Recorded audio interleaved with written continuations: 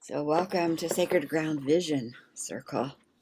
It will be interesting to see where our visions might take us today and what we might bring back or what we might be asked to bring back even. So welcome to the sacred ground of sovereignty. We're held within the fivefold cocoon. We are held within safety, protection, guidance, love, and great discernment to remove all outsiders from all space, time, dimensions, plasma, and etc. I'm going to also call in the intelligent field of Gaia to be with us. She's asked that we partner with her a little bit more individually, and I imagine we can as this group, because maybe some of the visions we need to see are visions she's holding that we haven't asked her yet. Wherever they come from, we are here to receive them and to anchor them with the bodies that we have in this day and moment of time. So we are grateful for those who walk with us in the unseen, for not only the guidance we have, but for their great care of us and the follow through on their part of what it is we request, as we know we're working as together collaboratively, as each doing our part. Just imagine the energy that moves through our solar plexus, the cheering each other on in the designs for good, and the holding and stand together with anything that would destroy or diminish, to say not, no more. Together we say. Get a sense of that energy that weaves us here in circle.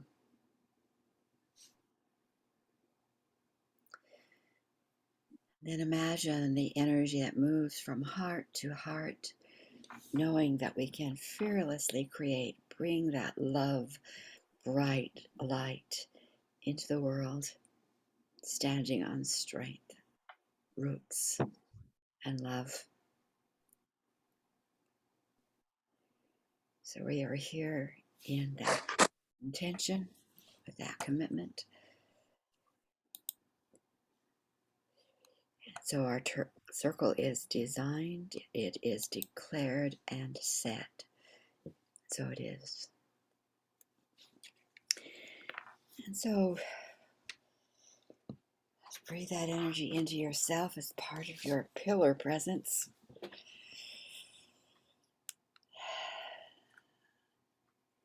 And let's presence ourselves into the circle along with whatever individual numbers of individuals that we feel to put in the circle, as well as any other life forms and whatever larger situations we want to put in, personal or bigger. So Sharon Raji Maynard here on Whidbey Island, still in the rain most of the time, offering an internal tug. And I'm going to bring 64 people into the circle. The global situation and all situations of power over as it relates to domestic violence and mental health, because they go hand in hand often. And that's me. I'm going to bring into the circle the quality of delight, and pass to Arlie. Hi, I'm Arlie in New Zealand.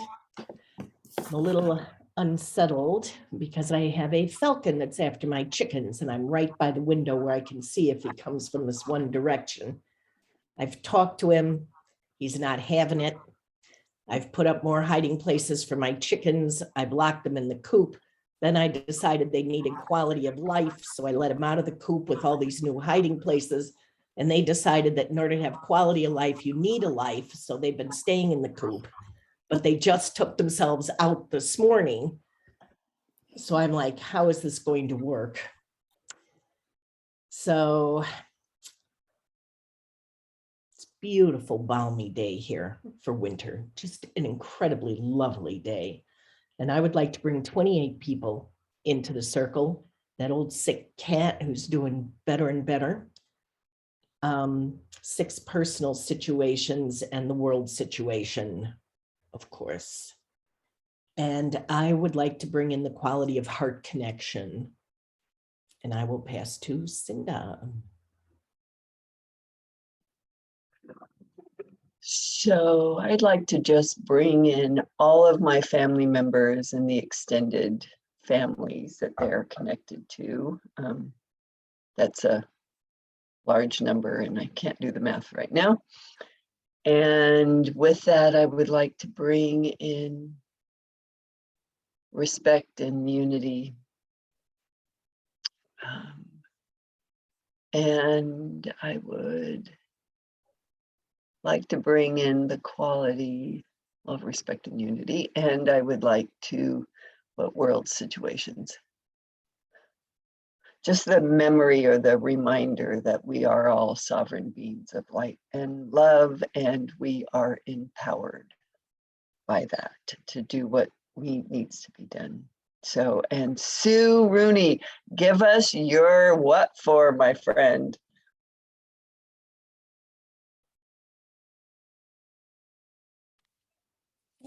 I'm Sue.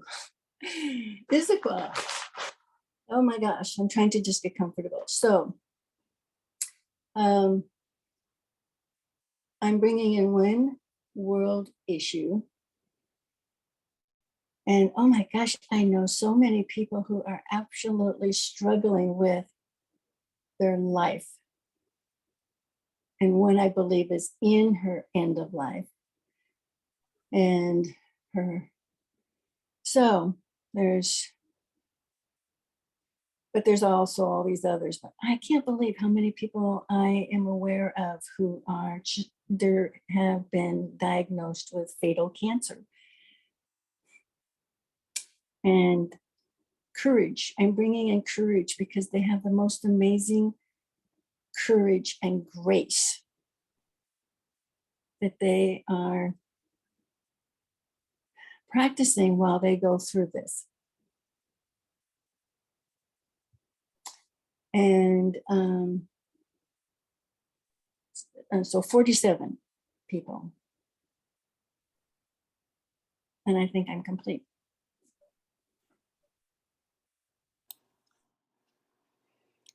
Okay, I put 100 in for you, Cinda. I thought that number would cover it.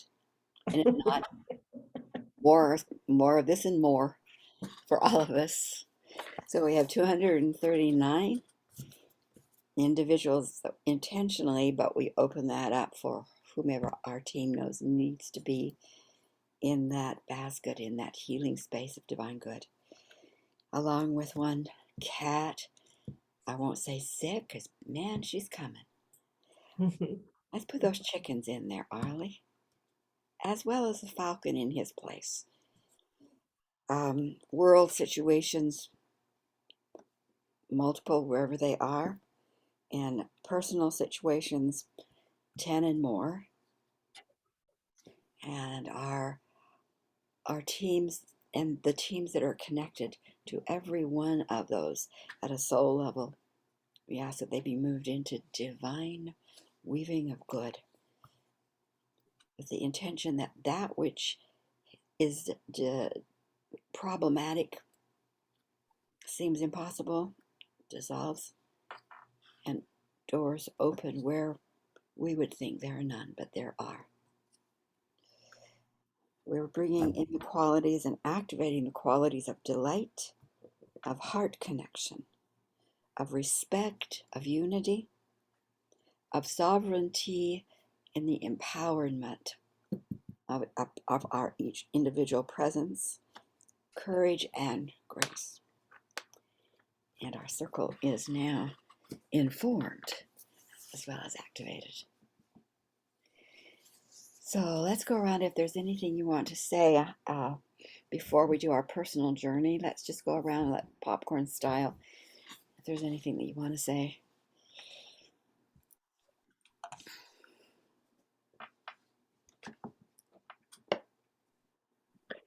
I want to give the floor to Sue.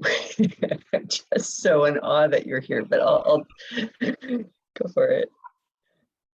I think I'll accept it.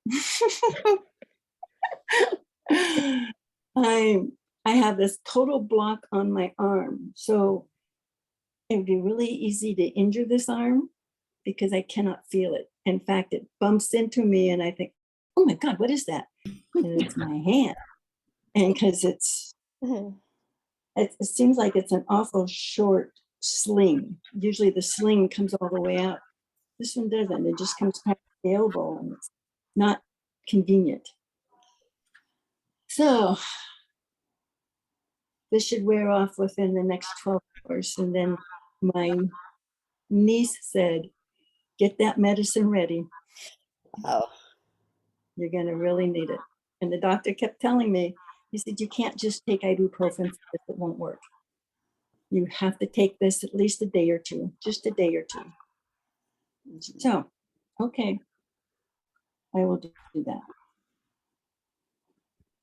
And I am just being positive that I am going to heal very quickly. And that's why I'm here. I'm soaking it up. Sue, was it through just a thing? Because you don't look like you have a cast on, so they didn't cut you open. They just went in and scraped. Is that? They cut open in 3 places. Oh, okay. So they had to pull a tendon down that was up at the top and attach it, which was kind of tricky. They have to do these things in order to attach it. So he said there's quite a bit of cutting done, more than you had probably imagined. I just thought they'd make a little incision, go in. Anyway, it's microscopic, so there's small incisions, but on the inside, apparently, that's where the most of the cutting came in to attach things. I don't know. He told me and I just put it right out. But overall, they feel it was a raging success.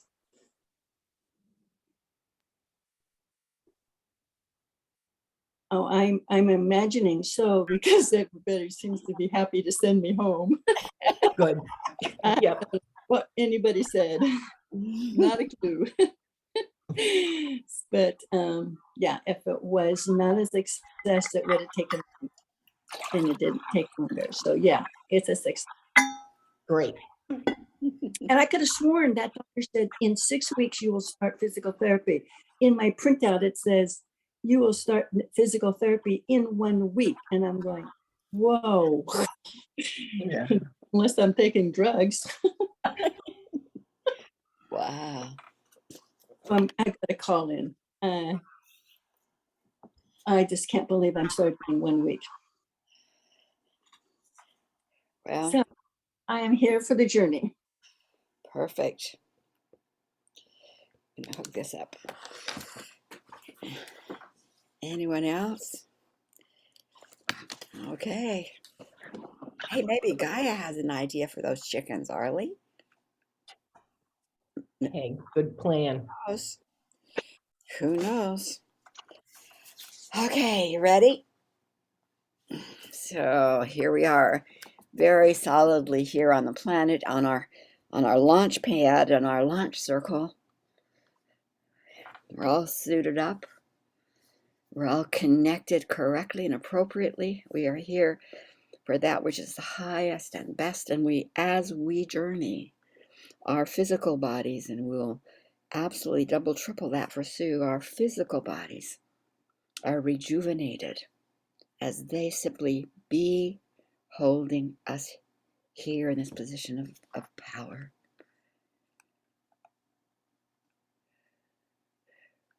So as you look around, either call for the guide you want to connect with on this journey, or see who is showing up to connect with you for this journey. You know you're in capable hands, you can journey safely, magnificently, and you'll be brought right back here, landing into the circle when you are complete. So we'll see you in about 10 minutes. Lots of love as you travel.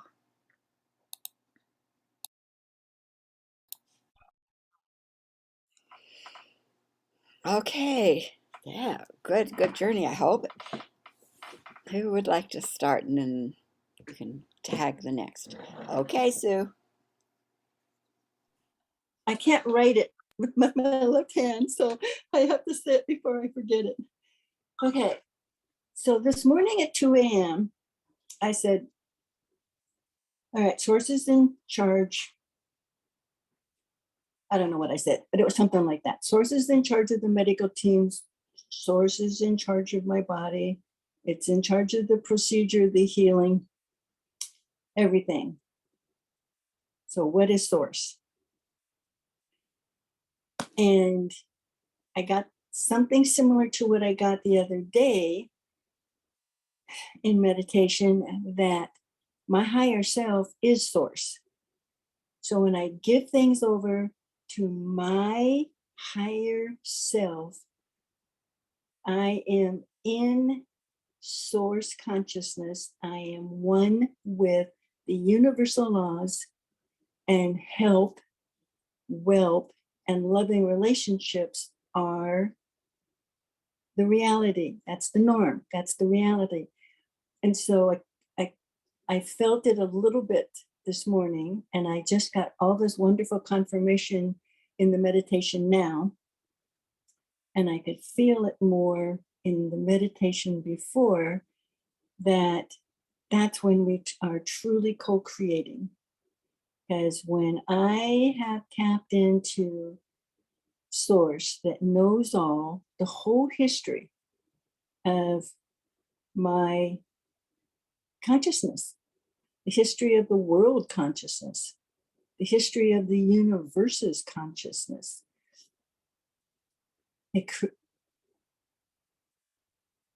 then the creating comes from that wisdom and the compassion that comes with wisdom. So it also brings this enormous responsibility, and that creates fear. And it also brings up memories of being persecuted, prosecuted, and burned at the stake. That one's so strong in my memory bank. But I'm getting through those fears. Those are human fears. And what I want is that one with source consciousness. So it's gradual, it's baby steps, but I keep getting more and more confirmation. And anyone can do this. That's what we're all here to do. That's what we're all here to do, is to be one with that source consciousness. So I'm excited for us, because somebody said something to me similar just a couple of days ago, and it was like, oh my God, we are waking up. I don't know if waking up is the right word. We are reaching for the sun and the stars, and we are finding our true selves. That's what we're doing. And I'm excited about that. I'm complete. Arlie.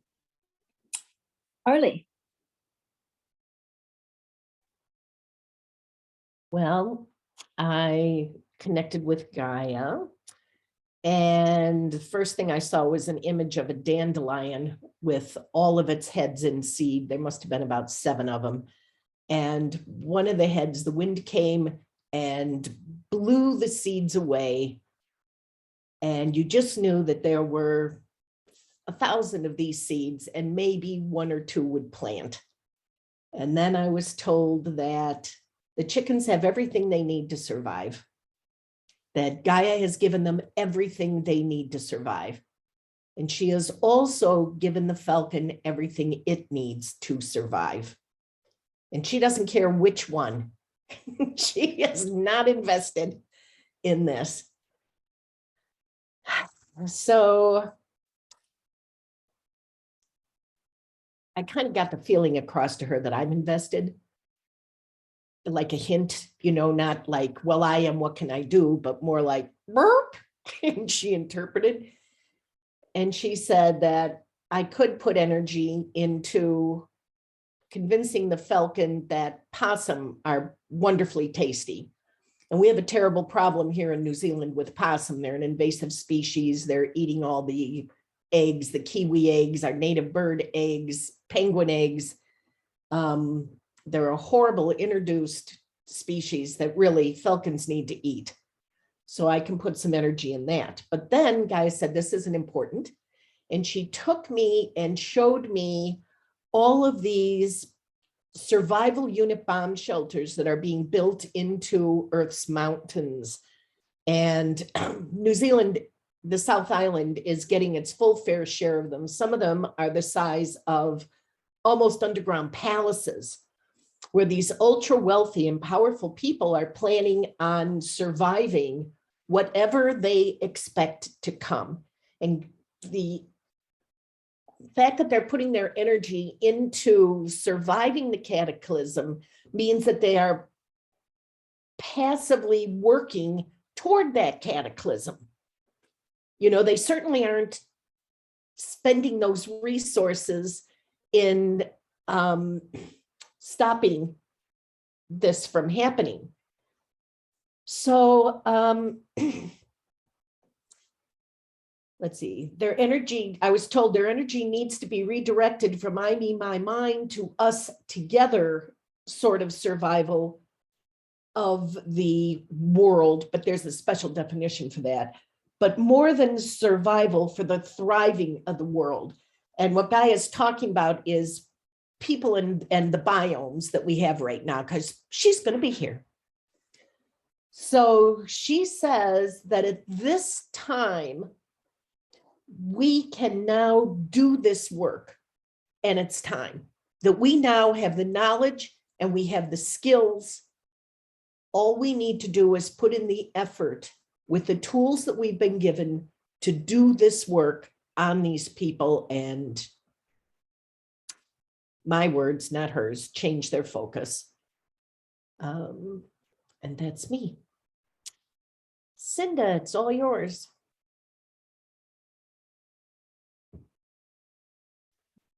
Well, at first I was thought and wanted to, before I go any further, I just want to sit with what you just said, Arlie, because that's really powerful.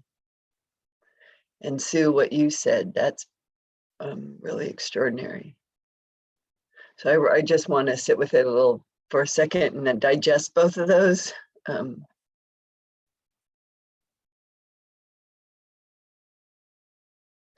Because they sort of feed off of each other. Sue's recognition that we are all source and our higher self is source and one with source, and therefore we can work with source. And Gaia is saying we have the power and the skills to correct, heal, calm, do whatever needs to be done to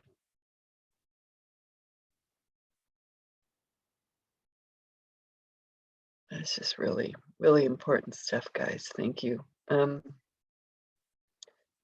So I thought that I would do a traditional time travel, and I just wanted to be shown and taken back in time to when women lost their ability to stick up for themselves, or where the manipulation began. And so I was trying to go back to our training, and I sort of got interrupted with, no, you need to be feeding something different. You need to be feeding something different. I'm like, well, what's that? And they go, you know exactly what that is. And I went, oh my gosh. And I was shown that there is this energy that is feeding the rising of the power of the the Black woman into power, into becoming powerful. There is an underground movement amongst Black women that we as white women aren't even aware of. And they are, I mean, and it's been there forever. And they showed me the underground movement and literally tunnels and I don't actually, not literally tunnels, but an underground energetic movement that is from Gaia, that is feeding the power of the Black woman because of their history, because of what they have gone through. They are being fed this wave to rise up and lead and heal and not fight as in war, but and so then all of a sudden I was remembering when I did a traditional time travel last year, a year ago, 2 years ago, I don't know how long ago, but I remember, I think I was riding on the back of a dragon and it landed, it was during the fires. There was things were on fire, the cities were on fire. Maybe it was the beginning of the Black Lives Matter movement. I don't remember why, but cities like Los Angeles was on fire. Do you guys remember? I don't know. And the dragon landed and it was like, let it burn, because I thought we were going to try to put the fires out. And then when it landed, it pounded its tail and the crumbling of all the structures. And then in the distance, there was the rising of a phoenix, what looked like a phoenix, and it was transformed into the Black woman, and my dragon bowed to her. And I went, oh my gosh, that was like 3 years ago, I can't remember. So I basically this time was shown the parting of the ways, and all these women, we women, especially white women, we were stepping aside to guard, protect, and make room, like the parting of the seas, for the Black women to rise up and walk safely to take her place in leadership. And so I was being asked to just share this energy, spread this energy, the rising of the Black woman, the rising of the Black woman, the rising of the Black woman, the rising of the Black woman. And then it reminded me, Sharon, of quite a few years ago where you were given the vision of a Black woman becoming president. Remember that? And that was so long ago anyway. It wasn't a Black woman. It was someone surprisingly up out of nowhere. But Audrey Addison Williams felt it connected to what she felt. But I did not see a Black woman. Oh, you did not see a Black woman. I just remember feeling, so I don't know what that means or what that's about, but you know, so that's just where I was taken, what to do and where maybe I was supposed to face my energy. It was quite lovely, actually, and very powerful. Sharon.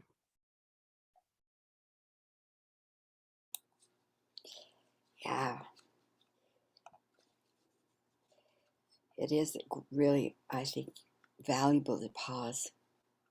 We've talked about that before, but maybe not recently.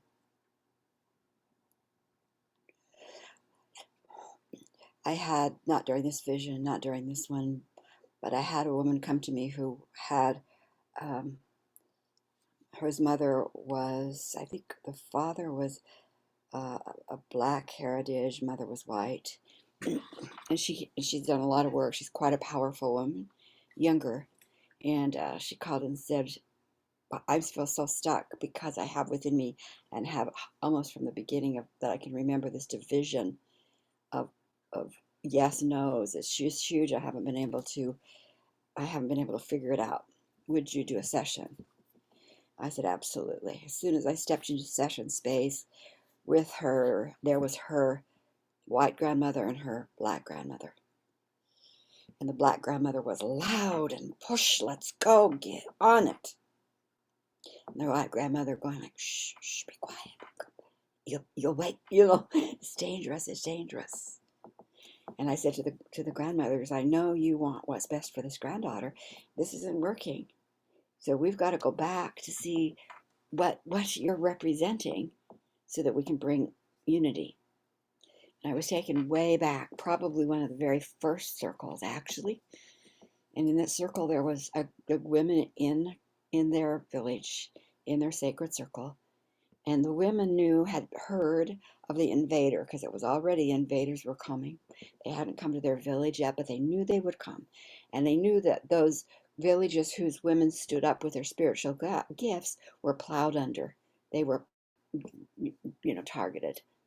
And so they had decided in this particular village that each one of them, they put all the gifts in the circle, and every woman took a gift, except two. Two did not. They took none. They totally neutralized themselves. But they took on the assignment to go into the enemy camp, because they knew they were enemies, to enemy camp, almost looking like they were part of the enemy camp, being very innocuous, so they could figure out what had to be done to stop. And the skills and these abilities that each woman took on for their genetic lineage was to be kept sacred and secret, but to be made innocuous, like alchemy would become cooking. Healing might become singing. Magic chants might become drums. And they were charged with keeping that one skill within their traditional line. And I saw that within the Black community, what became the Black community was a dancing and the loud and the blah, and very, just like was showing up in this day. And that was and until those two lines that these women represented was able to discover the Sophia authority and restore it, those women, these skills could not be brought back together. So therefore, this old fight of like the drums belong to ours and you don't appropriate. It was part of that guarding, but it was never intended to stay. Every gift was guarded. It's only ours. It was intended to be so kept sacred, and until there hopefully would be a time when white women, it was white women, we are totally neutralized, could be able to stand aside with their ability to hold space and say, we are now safe. And at that point in time, these gifts could be woven back together, shared amongst all ethnicities. And it's another version, but it's a female version of the tribes of many colors. So what you saw is exactly, I would validate that very much. So for me, what I connected to Gaia right away, and she said, I want to open my ability to breathe in and out into the Laniakea space without any barriers. That's got to end. And I'm going to show you, this is the Laniakea space. Here we are in the Milky Way. There are 100,000 galaxies within that space. So therefore, the galactic council of councils of all of those galactic spaces is this area. So she wanted that cleared. She wanted to free the constriction that had been placed around our solar system, beyond Earth, our solar system, and ask that we hold that in place. And so we called together a team. I'm just calling it the Laniakea, a team that includes the ones we work with and whoever else needs to be there. And we got that anchored, and I have a vision that's coming to me about creating a program, a tag program, that we can go deep into in anyone's, like we would do a personal session, but to offer it within groups that are doing work that seems to be pretty innocuous. So for example, those who are doing pathological relationships, the counseling that goes on there, the support system that goes on there, the tools that are not deep tools. They're enough for where those usually women are. That's enough that they could understand it. But the program where they would be connected to a mentor who would do long distance work on them, and every once in a while would feed them a bit of information, a reality statement or a mantra, so that this deep healing could cause what is normally years and years and years and years and years to really continue to escalate and free much more quickly. And I have, mental health, pathological relationships, and I had a conversation this morning with a group that wants to do release of the patriarchy with an underpinning of our work in really planned. And so I said, I checked with Guy. I said, is this something that that you can support and help bring together? Because we are on your surface, and the more we're free, the more you're free. So beginning to make that kind of connection with reality statements.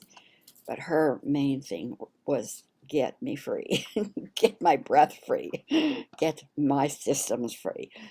And so that's what we did. So again, we're all in synergy together, aren't we?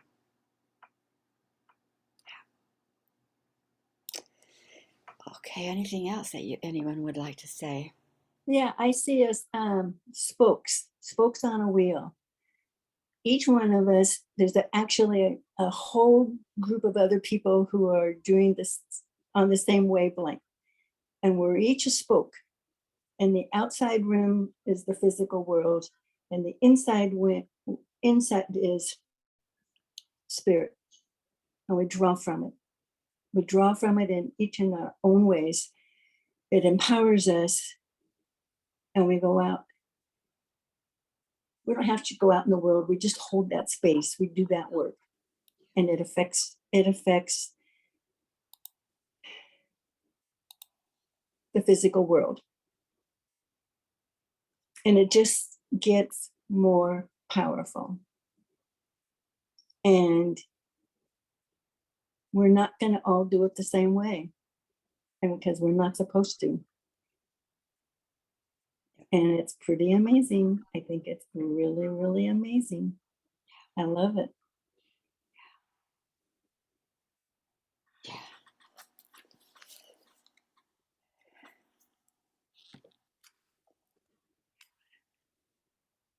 Thank you all for being here.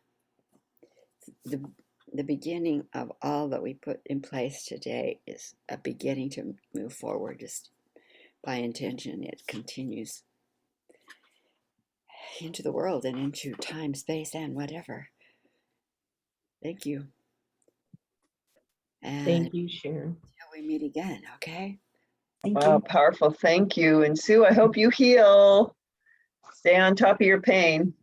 Absolutely. Ahead of it, my friend. Right ahead of it. Definitely. Okay. Bye. Bye. Bye-bye.